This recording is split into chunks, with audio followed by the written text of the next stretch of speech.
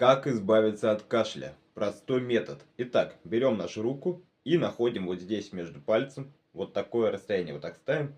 И между вот этим расстоянием, вот он у нас точка, которую надо массировать примерно 15-20 раз. То есть сначала по часовой стрелке 15 раз, потом против часовой также 15 раз. И потом делаем то же самое на второй руке. То есть вот так находим опять середину, нашли и делаем массажные движения. Делаем каждый день, и у вас пройдет кашель.